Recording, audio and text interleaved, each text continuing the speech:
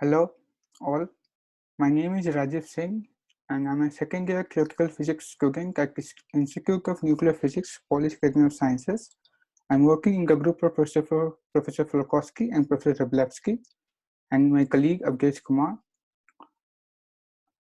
This talk is mainly on my research, which I'm doing currently, and these are the primary references. Thank you very much for inviting me and letting me to speak about my research.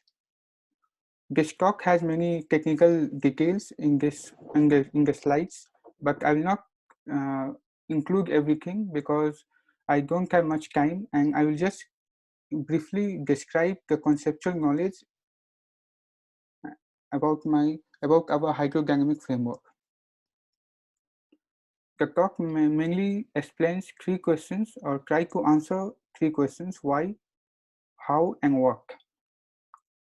So many of you know that the lambda spin polarization effect has been seen by the STAR experiment at BNL, and which also shows that KGP is actually the least viscous, most workable fluid produced in the laboratory, which even surpasses the Jupiter Great Rayleigh Spot and the superfluid helium nanodroplets.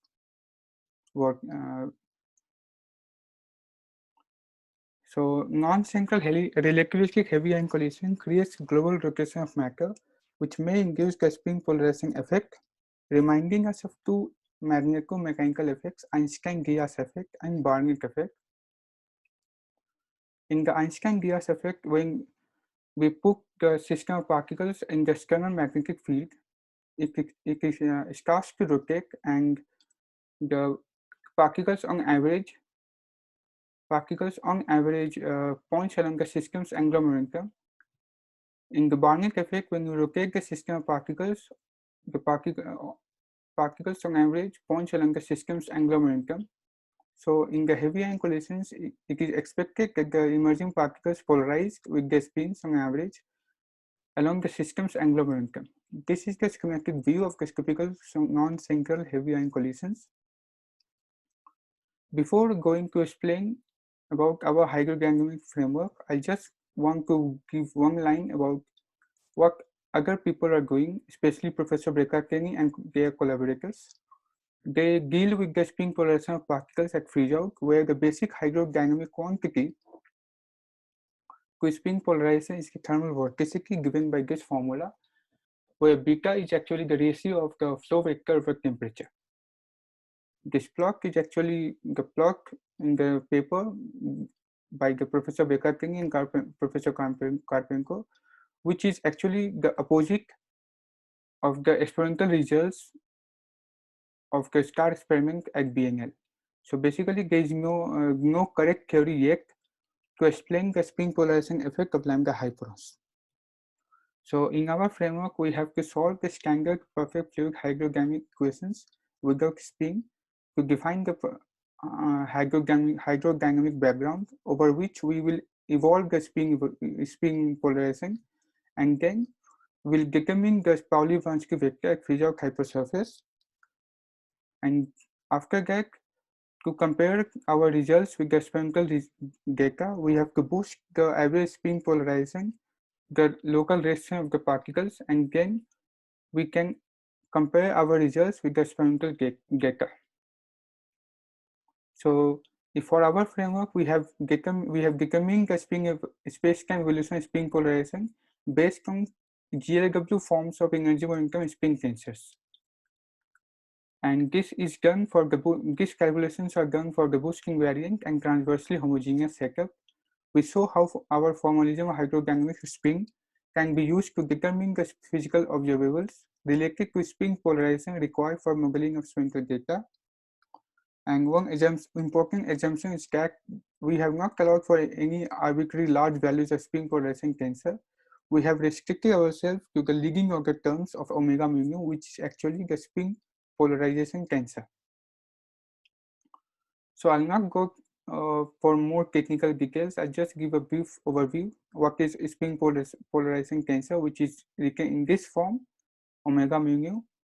And to define the perfect fluid hydrodynamic background, we have to solve two conservation laws, conservation of charge, which is this, and conservation of energy and linear momentum, which is this one. Now, from the conservation of total angular momentum, it is seen that conservation of spin tensor is actually separately conserved in the GLW formulation. Meaning, if we use the GLW form of energy momentum tensor, then the spin tensor is conserved separately because of the symmetric property of energy momentum tensor. This is actually the conservation of spin angular momentum written in this form, where omega mu nu or omega beta gamma is actually the spin polarization tensor, and this is auxiliary term written in this form, where A0, B0 are thermodynamic coefficients in terms of entropy density and the number density. Now, for the Biocham flow, we have introduced this local basis of 4 vectors u, x, y, z, where tau is a longitudinal proper time and eta is space-time rapidity, and these 4 vectors follow this normalization conditions. So using those 4 vectors, omega mu nu, which is spin polarization tensor, can be written generally in this 4 basic vectors u and g, and c omega, c kappas and c omegas are the spin observables, which will give us the evolution of the spin polarizing tensor. Using for the Biocham flow, we got this conservation law of charge, and for Biocham flow, we have this conservation of energy momentum turn out to be this in this form. Which we have to solve, and conservation of spin angular momentum turn out to be this. And after contracting the conservation of spin angular momentum with this 6 combination of basis vectors, we get 6 evolution equations for 6 spin observables. It is interesting that these 6 spin observables are evolved independently for this particular setup. This is a plot for the perfect fluid background, where you can see that the temperature decreases with proper time, and the ratio of barium chemical potential over temperature increases with proper time. These are the initial conditions which are typically taken for the experimental to compare with the experimental data, where mu0 and T0 are the initial barium chemical potential and initial temperature. And this is the hydrodynamic evolution time, 1 Fermi to 10 Fermi. This plot is actually the plot for the spin observables, where you can see that the c kappa x and c omega y, c kappa y and c omega y is not given because they follow the same form of differential equation as c kappa x and c omega x. You can see that c kappa j is actually have the more strong proper time dependence than other spin observables. Now, to have the results to be compared with the experimental value, we have to find the average spin polarization of particles using these 2 formulas, and then boost the average spin polarization to the local restriction of the particle, and we will get this, which is pi star mu in terms of px and py transverse momentum components in this form. After mathematical calculation, this can be done analytically. Now, it is usually argued that in the collision process, the 2 incoming nuclei deposit large angular momentum in the mid-rapidity region, which is perpendicular to the reaction plane, which is xz plane, and negative with respect to y-axis. It is expected that due to total angular momentum conservation, soon after collision, certain fraction of the initial orbital angular momentum is transferred to the spin degrees of freedom. In order to address this physical situation, we assume that the initial spin angular momentum has the same direction as the total angular momentum of the colliding system. In the numerical simulation, this is achieved by c omega y to be greater than 0 and setting all the c coefficients 0.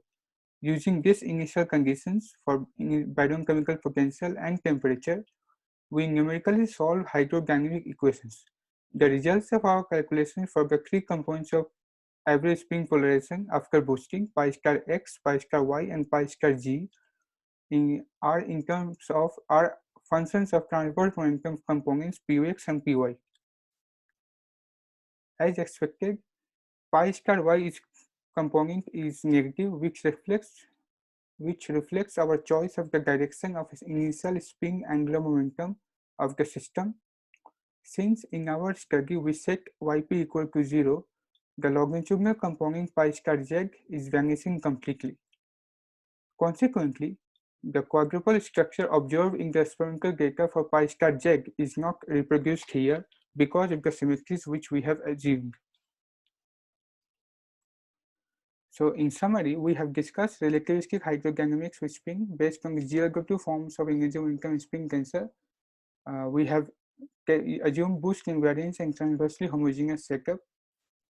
Since this is 0 plus 1 dimension expansion, so therefore, due to the simplified geometry, the hydrodynamical model described here cannot describe properly the longitudinal polarization. Nevertheless, our calculation demonstrate how the formalism of a hydrodynamics spin can be used to determine the spin polarization observables and how they can be compared with the experimental data.